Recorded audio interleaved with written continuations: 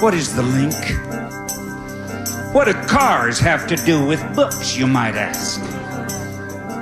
The Trilateral Commission with the Council on Foreign Relations. You ever hear of them? Well, neither did I, until I noticed the chain of coincidence. Hello, and welcome to Popcorn News, something to watch while you eat popcorn. Do not try to comprehend it all. Nay, just eat the popcorn.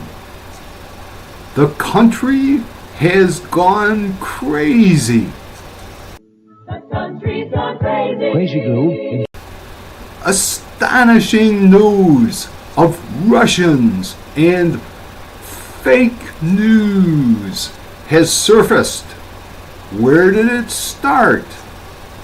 Well, the origin of the fake news was traced on a recent Crosstalk episode hosted by Peter Lavelle. One of his guests was Alex Christoforou. And Peter Lavelle began with, "The Washington Post comes out swinging. Are you a useful idiot of Russia's alleged media conspiracy against the West?" Alex Christoforou offered a chronology. 3 weeks ago, he said, this assistant professor came out with a list for her students. Melissa Zimdar, I believe is her name. She warned her students to beware of fake news sites, and she listed about 100 sites. The LA Times picked this up, and it went viral. It got completely debunked, destroyed in the media. A week after that, the EU Parliament had this session, and they branded RT and Sputnik along with ISIS as propaganda tools against the West. Now we go to literally 3 days ago, and we have this anonymous group called Prop or Not, which signifies propaganda or not. Lavelle, and they registered their website when? In August? Christoforou, August 21st, and they had their first tweet on September 2nd. No one knows who they are. This is a shadowy group. No one knows who they are, and they come out with a list of 200 sites that they brand not only fake news, but they also combined Russia into the mix with fake news sponsored by Russia, which is meant to, quote, overthrow, unquote, the U.S. government. The Washington Post comes out swinging. Are you a useful idiot of Russia's alleged media conspiracy against the West? This Washington Post story about this huge alleged global media conspiracy against the West is hard to comprehend. Give us a chronology of where we're at. All right, so 3 weeks ago, this assistant professor, not even a professor of a university, came out with a list for her students.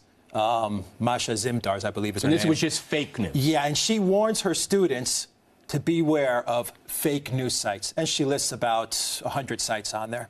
The LA Times picks this up, and it goes viral. It gets completely debunked and destroyed in the media. A week after that, the EU Parliament has a session, and they brand RT and Sputnik along with ISIS-Daesh as propaganda tools against the West, and to be aware of these propaganda tools, a dire warning of what's to come if people watch RT and Sputnik. Now we go to literally 3 days ago, and we have this anonymous group called Prop or Not, Propaganda or Not. And they registered their website when? In August 21st, and they had their first tweet on November 2nd. No one knows who they are. This is a shadowy group. No one knows who they are. And they come out with a list of 200 sites that they brand, not only fake news, but they've also combined Russia into the mix. So it's fake news sponsored by Russia, which is meant to overthrow the U.S. government, to cause... So what is this Prop or Not? the Propaganda or Not website? Well, I looked for it, and here's what I found. From the Prop or Not website. Is it propaganda or not?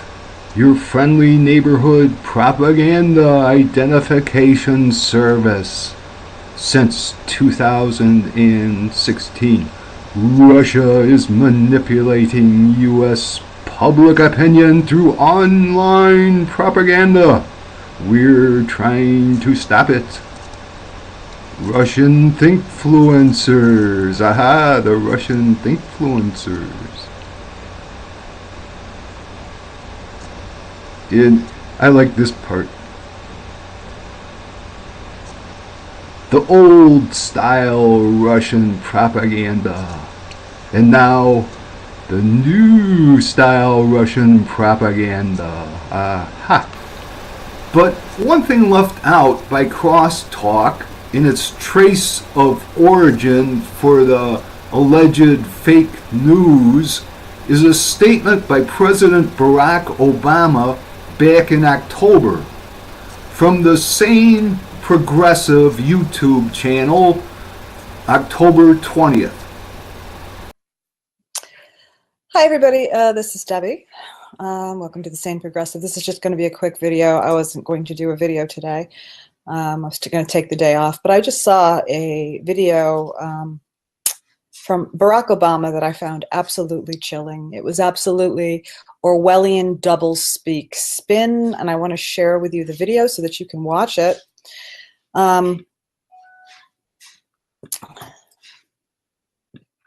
Let's take a look.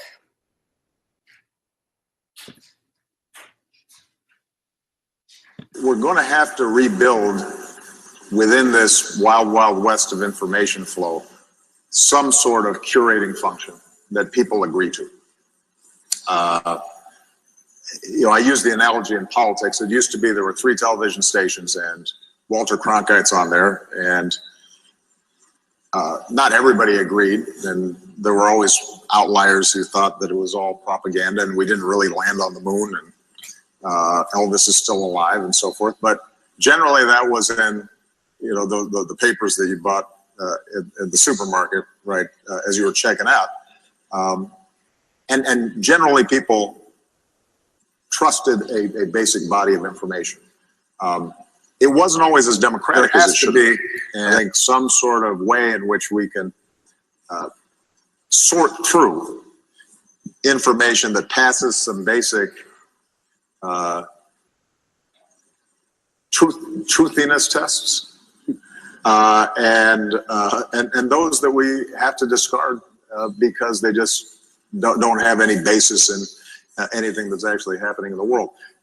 And that's hard to do, but I think it's going to be necessary. It's going to be possible. I think the answer is obviously not censorship, but it's creating places where people can say this is reliable.